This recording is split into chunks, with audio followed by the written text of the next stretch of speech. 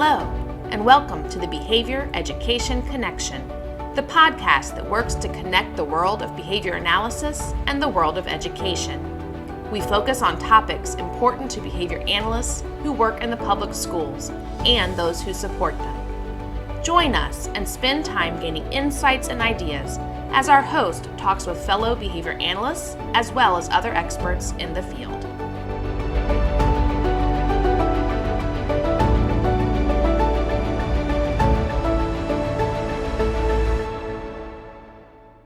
Hello, and welcome back to another edition of the Behavior Education Connection. I'm your host, Dr. Selena Layden. I am so excited to be joined today by Samantha Gregory. Hi, Sam. Hi, how are you? I'm great. How are you today? I am doing great. Excited to be here. I'm glad you're here. Sam works for the Virginia Department of Education, and I'm going to go ahead and let her introduce herself. Thanks. I'm Samantha Gregory. I am the coordinator of specially designed behavior intervention and improvement at the Virginia Department of Education. I'm out of the Office of Special Education Instructional Services. In my role, I get to do a lot of fun work around the state in supporting our students with disabilities and helping our educators understand behavior, how behavior works, how it's intertwined with academics, school success, and be able to support our educators to do great work to help kids. And I've previously been with the Department of Education as the Autism, Intellectual Disabilities, and Assistive Technology Specialist. Prior to that, I have supported the state as a Virginia Tiered Systems of Support coach and a school psychologist in both the state of Virginia and in Iowa. So lots of work around supporting our students with disabilities and supporting behavior and getting to work with BCBAs in multiple different states and helping to support kids as well. Well, we are really excited to have you here. And interestingly, Sam, you are one of our few guests that is not a BCBA, which is an interesting twist because what we are talking about today is how BCBAs kind of fit in public schools and what could and does that potentially look like? And because of Sam's position at the Department of Education, we thought it would be a really interesting conversation to talk about it from that 30,000-foot state level view. So, Sam, if you're good, let's jump in. So basically, do BCBAs fit into public schools? What does that look like? What could it look like? What are your thoughts? Yeah, absolutely. I think for a lot of years, there's been some misconceptions in our schools, not just in the state of Virginia, but across the country in the role of BCBAs and how they support our students. I've seen in a number of places where BCBAs are the autism experts, and we forget the part of BCBAs being that behavior expert and not a specific disability. And so when we're working in our schools, we know that our students come to us with a number of different needs, whether educational, life, just kind of navigating the environment. Our students with disabilities have another layer of support that they may require. And that often results in interfering behavior in one way or another from all students, not just students with disabilities. And so BCBAs play a critical role in collaborating in our schools to be able to provide behavioral support to those students and to educators who are with those students day in and day out to make sure that they are able to engage in the learning that we hope that they're getting at school and can be successful with friends and learn the skills that they need to graduate and have a life that they deserve outside of school. Yeah, and you bring up a couple of really interesting points. So one, you're right. I think a lot of times our school-based BCBAs do serve in some kind of autism capacity. So an autism specialist, coordinator, autism coach, something like that. So their main role is working with kids with autism. And our research has kind of shown that out. But what we're seeing that I think is really exciting is an expansion of that role as I think schools are starting to realize a lot of the varied skills that school-based BCBAs can bring. So it's not just, oh, we can help kids with autism, but we can support interfering behavior to reduce interfering behavior. We can support learning acquisition.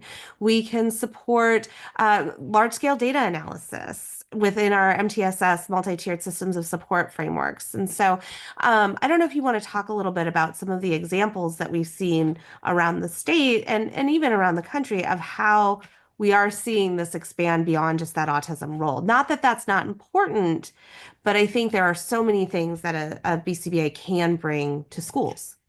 Yeah, absolutely.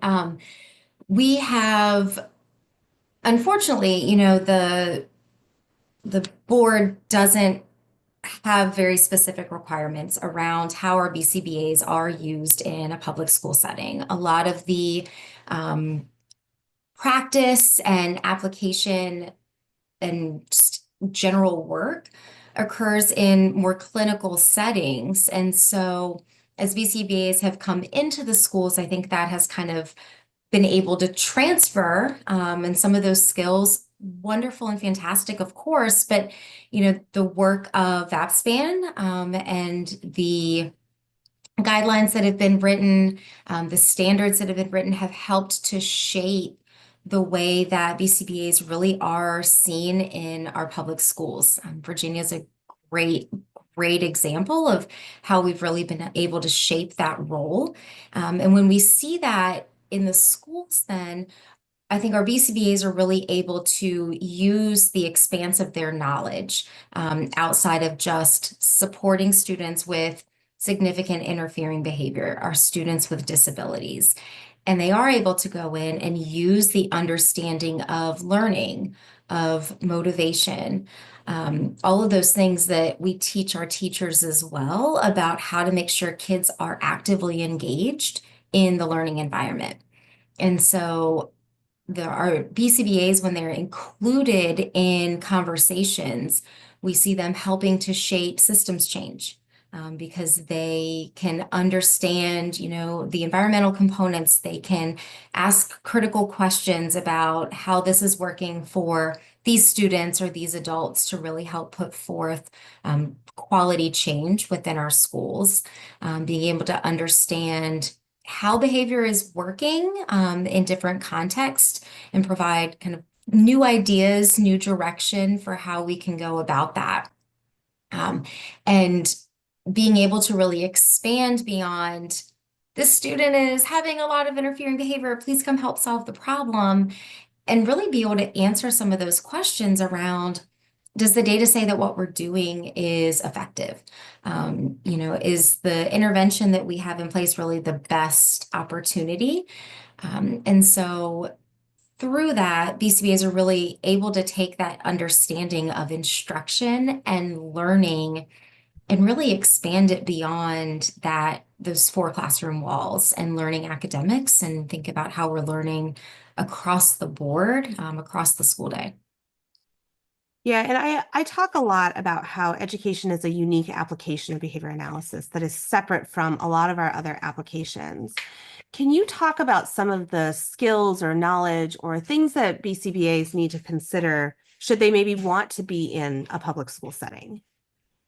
Yeah, that's a big question because our schools are their own little micro world of a number of different systems and processes. And so in general, but I think specifically for our BCBAs who might be considering coming into public schools or might be new to or still trying to figure it out, it really depends on the role that they're taking and where their expertise is being accessed and utilized.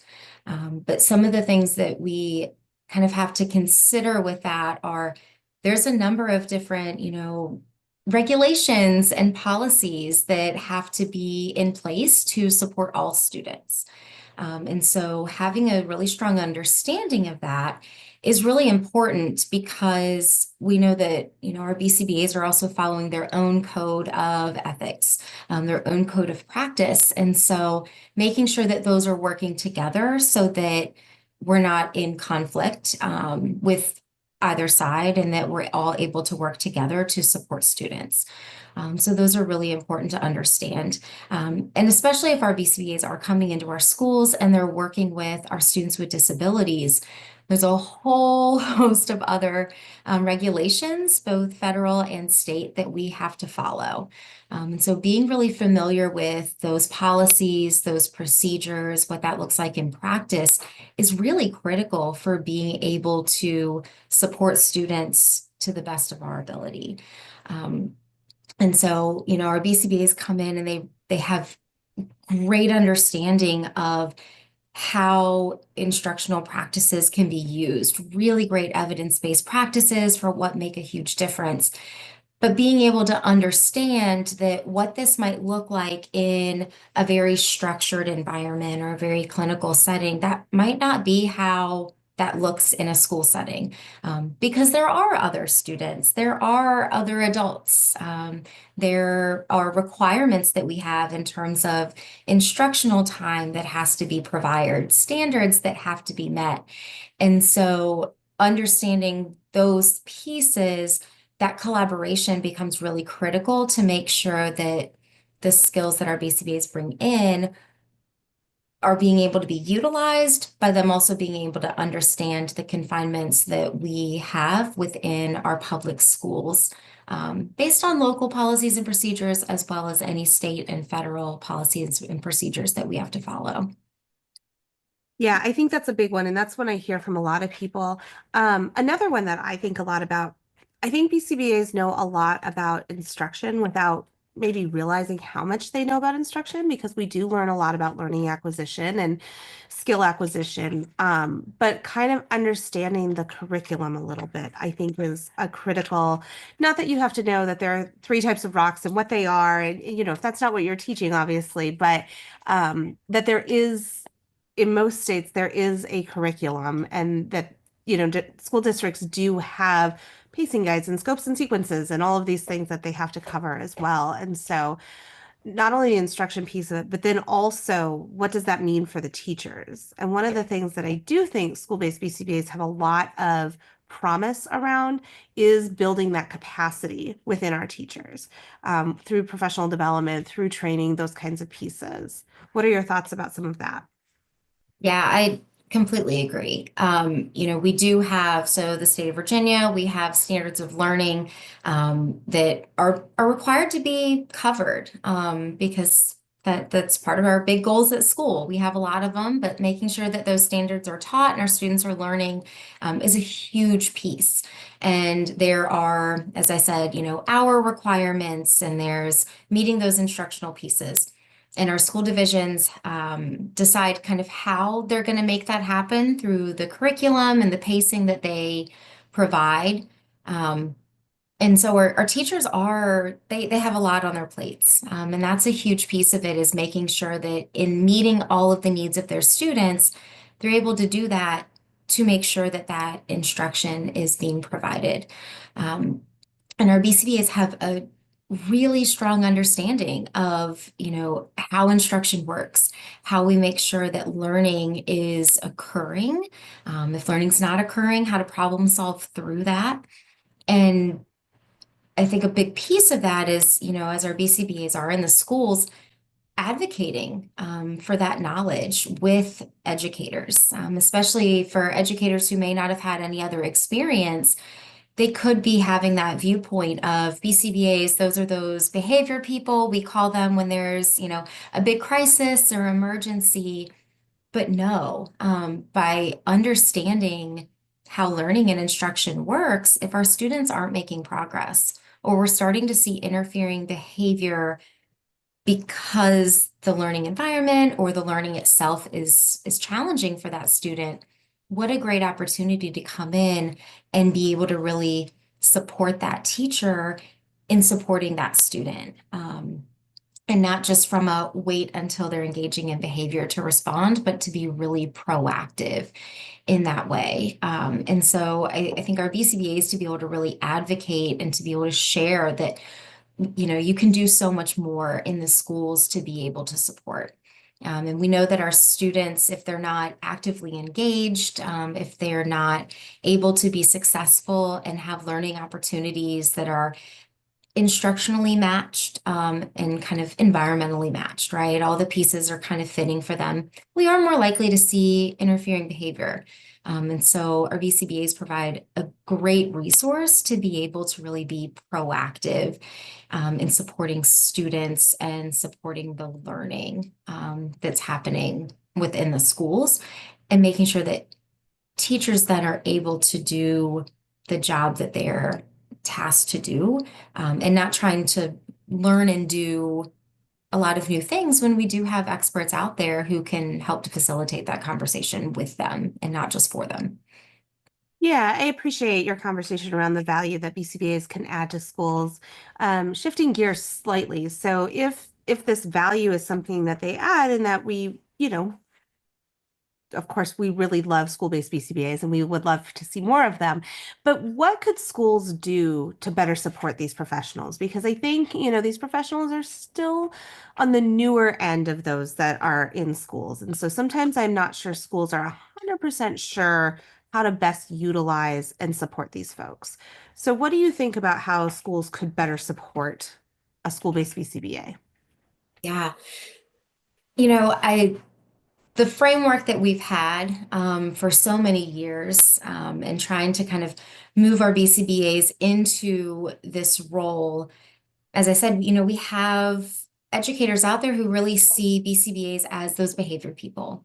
And when we look at, what schools are hiring, who they're identifying, the roles and responsibilities, our BCBAs are still often seen as we have a lot of behavior happening in our schools, a lot of interfering challenges, and so we need a BCBA to come in to help. But unfortunately, once they get into those roles, they are often, not always, but they're being used as more kind of a reactive rather than proactive. And the only way to really change that is for BCBAs to really be advocating for, you know, that really proactive opportunity. So being able to be involved in things like, grade level, school-based, division level problem solving, being a part of systems change conversations, and not just we call you when there's a concern or you're in the most contentious meetings because something has happened, but really being able to use the skills that our BCBs have at a larger scale. So I think our schools have the opportunity when they are choosing to hire individuals with this certification to include them in larger conversations or just in more conversations when it comes to how we're supporting educators, how we're supporting students, how we're making really good decisions, and not just as a response to interfering behavior. But also when they're in those roles, I think our BCBAs really being able to advocate for the knowledge that they have and the skills that they can bring. Because if our administrators don't know that that's a skill that they may be able to provide or that they have and could be utilized in a different way, it's hard for those administrators to then provide those opportunities. So I think it kind of goes both ways in providing more opportunity, but also our BCBs advocating for those opportunities when they're in those schools, so that they can be used at a larger scale than maybe what the original intent was for. Yeah, I agree with you. I think there's a big, I think there's a bit of a knowledge gap sometimes. So our schools generally like having BCBAs on staff, and who doesn't like having someone that can help with interfering behaviors? But I think our BCBAs are capable of bringing a lot more to the table.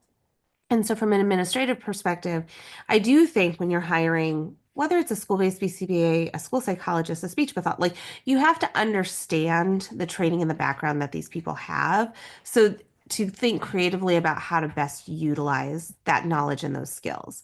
And our BCBAs have a pretty vast bucket of knowledge, really, around not only student learning, but adult learning. And so, how can we use that in a way that's going to be beneficial, especially because the reality is we probably don't have a BCBA for every 10, 15, 20 students. And so they are limited in our school divisions. And so thinking through, okay, well, where can I get kind of the best bang for my buck, to say kind of crudely, right? Like, where can I utilize this person in a way that's going to have the most impact for the most people? Or am I really truly specifically hiring someone that we're hiring them for this very specific task? And if that's the case, then making sure that that job is crafted in a way that everybody understands that, and including the school-based BCBA, so that they can accomplish what the intent of that position is. So Yeah. I think there's a huge piece, Selena, of, you know, there is a rhyme and reason for the decisions that are made around hiring, around identifying kind of what positions are needed, who we want for those positions, et cetera. And something I really advocate for in my current role, in past roles, is really shifting from title, and like, yes, you have this title. You are a BCBA, you are a school psychologist, you are an SLP, whatever that might be, to really thinking about what are the roles and responsibilities that we need, and who are the people who have the skills to be able to make that happen. I know as my work as a school psychologist, I have a very different background, which brings then a different skill set just based on practice and experience than other school psychologists. So if you put me next to another, nationally certified school psychologist, you might have one who is extremely skilled in assessment and really being able to dig into some of the most nuanced cases to figure out how we can best support students. That's probably not the role that you want to choose myself for, because I haven't done as much of that work in my role as a school psychologist. And I did do a lot more support around behavioral interventions, and supporting teachers in implementing interventions, taking data, analyzing progress, et cetera. And so my skill sets are going to be different, but we both have the same title. And so I think it's really important that our schools are thinking through, what are the skills that we really need? What are the areas that we want to support? And whether it's a new hire or looking at, our current staff, what are the skills that those individuals have? And I think by asking some of those questions, it really lends an opportunity to see that although that might have been the role that we thought that they were going to take on, we really do have expertise in a number of different areas. And I think our BCBAs are a really great example of that, yep, those are people that understand behavior and they get it, and they might be able to respond to interfering behavior and support that really well. But the skills that they use to be able to do that, in understanding how behavior works, understanding the idea of reinforcement, understanding how to, change things within the environment to set students up for engaging in certain behaviors, or adults. Those are skills that extend beyond responding to interfering behavior. And I think by asking some of those questions could really expand the understanding and use of those skills across our schools. yeah, I agree with you 100%. I mean, even just, we're having trouble with our math score as well. Solving a math problem is a behavior. And so does your school-based BCBA have some expertise in learning acquisition around math skills? Potentially, potentially not. But if they do, and you're not utilizing that, you have a great resource in your hand that, you're not utilizing to the maximum extent. So I agree with you. I think just being open and creative around how we might be using these folks to best support the school division and the students that are in it. So. And that's Well, why we have those high leverage practices, right? We know that these are the things that when you put them in place, they're going to give you more opportunity for those outcomes that you're hoping for. And collaboration is one of those. And so, kind of going back to your point earlier, you might not need to understand the math curriculum, but if you understand that learning pattern, then you can work with that math content expert. Just as our special education teachers work with those content experts, because special education teachers are those specially designed instruction experts. We have our general education teachers who are those content experts. They collaborate together to provide services for our students with disabilities. I think bringing it, our school psychologists, our BCBAs, our other experts within the schools into that collaborative conversation really provides an opportunity to only enhance how we are supporting our students in their learning journey. Yeah, I love that. I think this actually kind of brings us to the end of our conversation, but is there anything else that you want to share with us, Sam? Um, this has been super fun. Love getting to, share thoughts and ideas and really be able to support our BCBAs in the public schools. I think just closing out, I get the amazing opportunity from the state level at the Virginia Department of Education to support VAPSBAN and to support our BCBAs who are in public schools, and to be able to see the work that they do and the collaboration. And I love the chance to be able to do that, and I love to see the work. And so just like a thank you to everyone out there listening, and who's even considering this work or who's in the field doing this work. Our BCBAs provide a huge opportunity and a huge skill set that really only enhances the work that we do to support all students across the state of Virginia. And so just a thank you to everybody out here who's willing to kind of jump into public schools and to be there to support all of our students so that they can learn and grow and be successful today and tomorrow. Well, Sam, a huge thank you to you and the Virginia Department of Education as well. Not only do you support the work of our school-based BCBAs here in Virginia, but also this podcast. So thank you so much for your support, your continued support through the years, and we look forward to continuing that partnership. Thank you so much for your time today and being willing to come on and share your thoughts with us. We really appreciate it. Yeah, thanks for having me. And to our listeners, we look forward to seeing you on our next episode. Thank you for joining us on this episode of the Behavior Education Connection. Join us next time for another great conversation about behavior analysis in the schools. And don't forget to subscribe so you don't miss out on an episode. Sending out a special thanks to the Virginia Department of Education for supporting our work. We look forward to connecting with you all again soon.